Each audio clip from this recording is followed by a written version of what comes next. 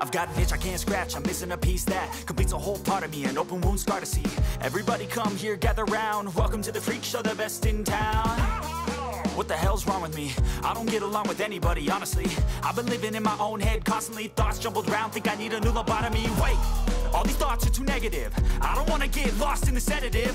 Gotta show them what I got, I'm competitive. You know I'm about to go off, I won't let them win. I'll take a stab, I wanna chase the bag. I wanna weigh, I can change all the things I lack. I gotta face the facts, I got a taste in that. Got me obsessed with the rest, I got an itch to scratch. I'll give up everything. If I could see my dreams, I'll make things right. 'Cause I'll do anything to make what I want a reality. Once again traveller স্টোরিতে তোমাদের সকলকে good afternoon জানাই।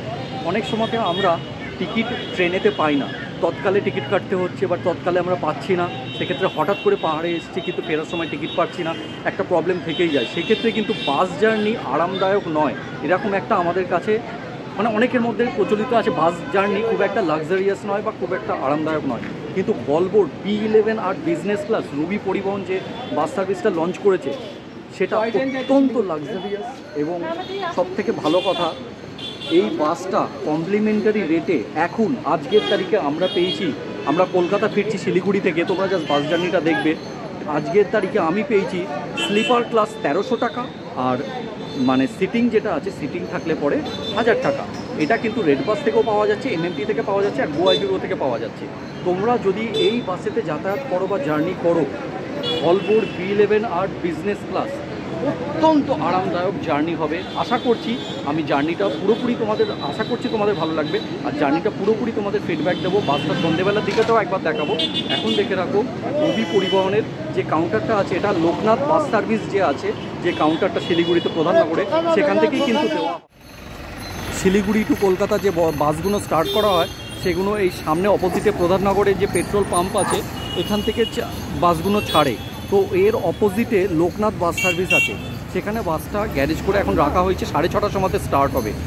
প্রথমের দিকে যখন launch করা হয়েছিল rate অনেক বেশি ছিল, কিন্তু এখন একেবারেই কম।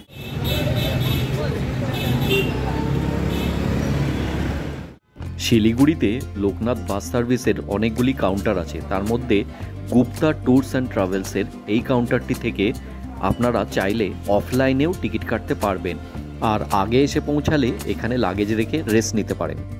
ভলভোর এই বাসেতে মিশেলিনের 295/80 22.5 ইঞ্চি টায়ার ইউজ করা হয়েছে। শকার সাসপেনশন একেবারে জাস্ট অন্য লেভেলের, অনেক আরামদায়ক। আর রবি পরিবহনের এই বাসটি মোস্ট প্রবাবলি জানুয়ারি থেকে চালু করা হয়েছে। ভলভো B11 আর বিজনেস ক্লাস এই বাসগুলি কিন্তু একবার চড়ার পর আপনার বারবার চড়তে ইচ্ছে করবে, কেননা এই বাসগুলির আউটলুক থেকে শুরু করে ইন্টেরিয়ার্স প্রচণ্ড ভালো এবং কমফোর্টেবল। জার্নিও খুব ভালো হয় আর বলতে গেলে একেবারেই বাইরের সাউন্ড পাওয়া যায় না বাসের ভিতরে। সন্ধ্যাবেলাতে যখন এই বাসগুলি রাস্তা দিয়ে চলে অনেকটা কাঁচের প্রাসাদের মতো দেখতে লাগে। এটা কিন্তু আমার ব্যক্তিগত মতামত বললাম। ভলভো B11 আর অত্যন্ত আরামদায়ক একটি বাসের সংযোজন ভারতে।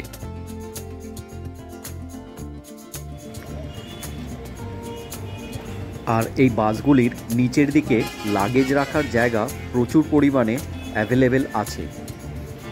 রবি পরিবহনের এই বাসগুলিতে লাগেজ অ্যাকসেপ্ট করার সময়তে একটি কুপনও প্রদান করা হয়। আপনি কোথায় নামবেন জেনে নিয়ে সেই জায়গা অনুযায়ী আপনার সুটকেস বা লাগেজ রাখা হয়। রবি পরিবহনের এই বাসগুলিতে আসার সময় বেশ কয়েকটি জায়গায় নামার সুবিধে দেওয়া হয়, যেমন কৃষ্ণনগর, বারাসাত, মধ্যমগ্রাম, এয়ারপোর্ট এবং বাগুইহাটি।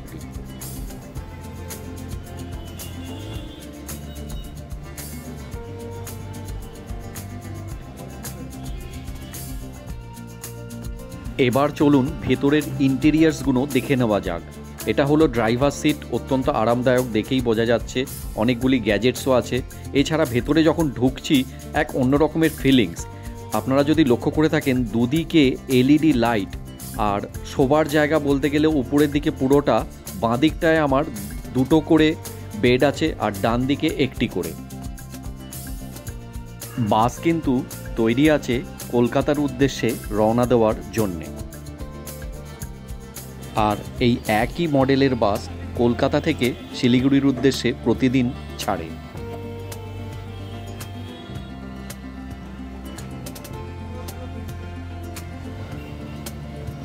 রাতের বেলায় বাসগুলিকে অত্যন্ত সুন্দর লাগে দেখতে।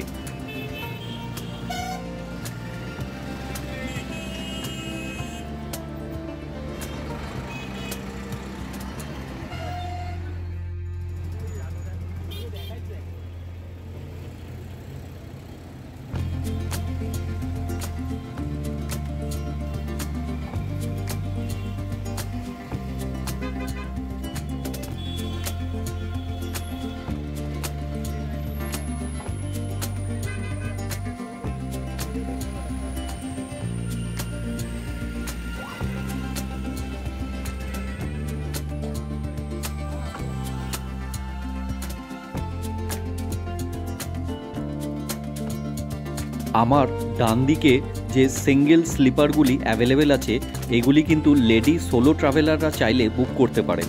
আর এই বাঁ দিকে বেডের যে ডাবল বেডগুলি আছে এগুলো কাপলস বা জেন্টস বুক করতে পারেন। তো এর সাইজগুলো কিন্তু যথেষ্ট স্পেসিয়াস দেখা যাচ্ছে এবং আয়তনও যথেষ্ট, লেগ স্পেস প্রচুর আছে, সেটা আমি একটু পরে দেখাচ্ছি। আর আরেকটা ব্যাপার হচ্ছে যে পর্দাগুলি কিন্তু যথেষ্ট পরিমাণে আটকানো যাচ্ছে, অনেকটা ট্রেনের স্লিপার ক্লাসের থেকেও কিন্তু বেটার লাগছে। আপনারা দেখলেই সেটা বুঝতে পারবেন। এখানে যদি লক্ষ্য করে থাকেন, আমরা একটা স্লিপার ক্লাস বুক করেছিলাম, তো এর উপরের দিকে রিডিং লাইট অ্যাভেলেবেল আছে, চার্জিং লাইট আছে আমার ডান দিকে, আর এখান থেকে বাইরেটা দেখা যাচ্ছে, অত্যন্ত সুন্দর লাগছে। আর মোবাইল চার্জিংয়ের জন্য পার্সোনাল পয়েন্ট আছে, সেটা এইখানে অ্যাভেলেবেল আছে। আর রিডিং লাইট আছে আমার ঠিক উপরে।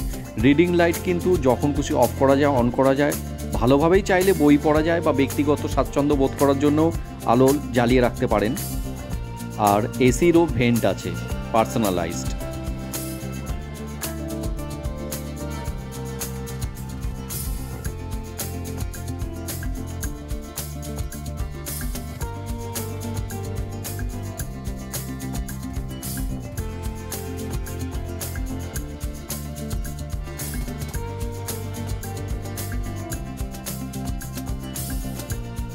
আর এইখানে কিছু স্ন্যাক্স বা খুচরো জিনিসপত্র রাখা যেতে পারে।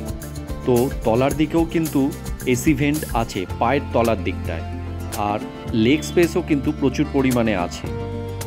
আমি যদি দেখি এখান থেকে, আমার মেয়ে বসে আছে এখানে, ও 5 ফুট 6 ইঞ্চি, তো এরপর থেকে কিন্তু 1 হাত মতো জায়গা অ্যাভেলেবেল থাকছে। তাহলে ইজিলি কেউ যদি বেশি লম্বা লোকও হয় তার পক্ষেও অসুবিধা হবে না।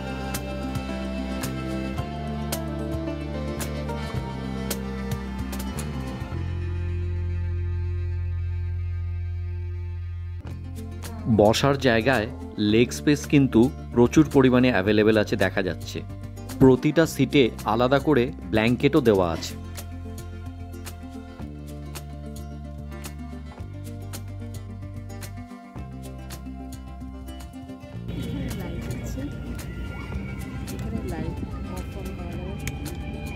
বই পড়ার জন্য ব্ল্যাঙ্কেট দিয়েছি। আমি এটা অফ করে দিতে পারি।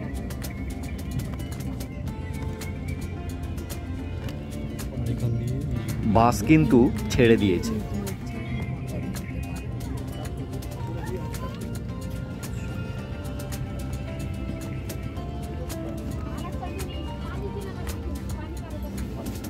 প্রতিটা সিটের পিছনের দিকে কিছু ছোটোখাটো ম্যাগাজিন বা জিনিসপত্র রাখার জায়গা আছে, আর তার উপরেই কর্ডের জলের বোতল রাখার জায়গা। জলের বোতলটা বড় হলেও রাখা যেতে পারে। সিটিং পজিশনে হেড স্পেস কিন্তু প্রচুর পরিমাণে অ্যাভেলেবেল আছে। তাছাড়া উপরের দিকে যে লাইনিং দেওয়া আছে সেটাও কিন্তু স্পঞ্জটা খুব নরম, আর সিট কভার পরানো থাকে, যেটা রোজই পাল্টানো হয়, দেখেই বোঝা যাচ্ছে, তাতে লোগো দেওয়া আছে।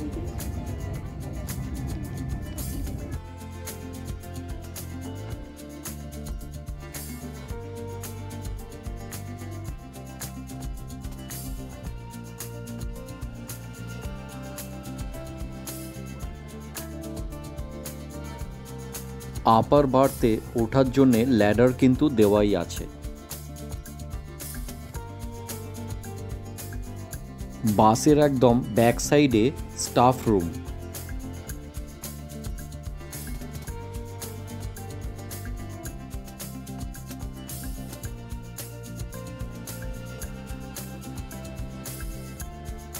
সিটিংয়ে কিন্তু লেগ স্পেস বেশ ভালো মতোই আছে, আর মোটামুটি দেখতে গেলে পা ছড়িয়ে ছিটিয়েই বসা যাচ্ছে।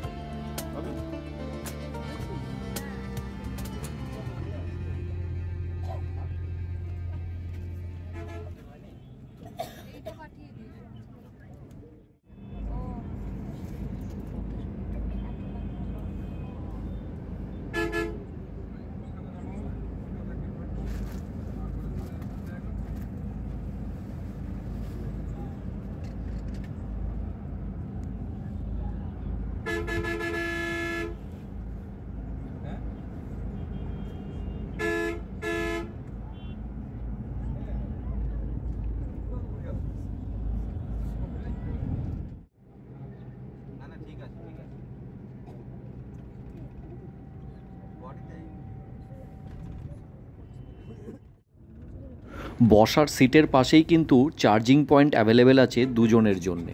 একটু পরেই জল সার্ভ করা শুরু হলো। বাস হাইওয়েতে ওঠার পর ভিতরের লাইটগুলো অফ করে দেওয়া হয়, তো চাইলে আপনারা আপনাদের নিজস্ব যে রিডিং লাইট দেওয়া আছে তাতেও কিন্তু যথেষ্ট আলো হয়, সেটা জ্বেলে নিতে পারেন।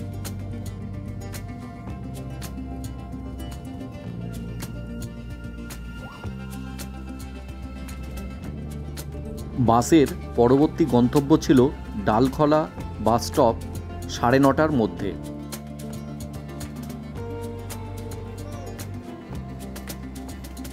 এখন বেজেছে 9:10, 9:30 আসার কথা ছিল।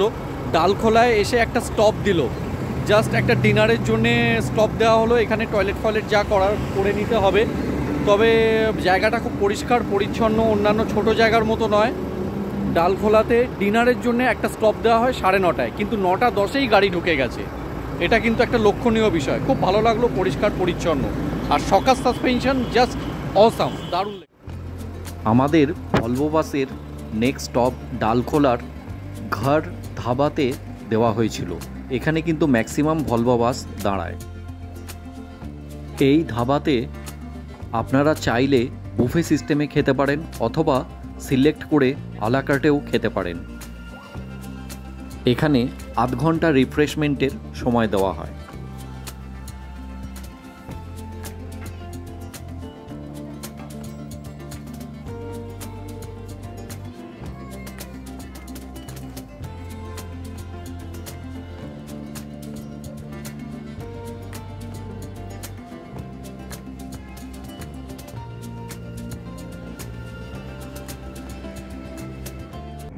এরপরে বাস ছাড়ার পর আমরা কিন্তু রাতটা আরাম করে ঘুমিয়েই কাটিয়ে দিলাম।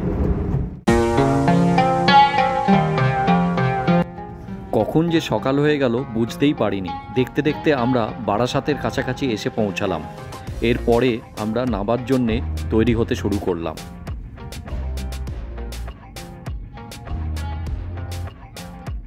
এই ভিডিওটা যদি তোমাদের ইনফরমেটিভ মনে হয় বা ভালো লেগে থাকে তাহলে লাইক করতে পারো, আর চ্যানেলে নতুন হলে সাবস্ক্রাইব করতে পারো।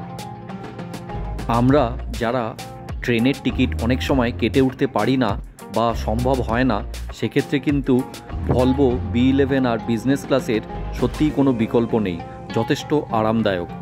চলো আজকের মতো এখানেই শেষ করলাম।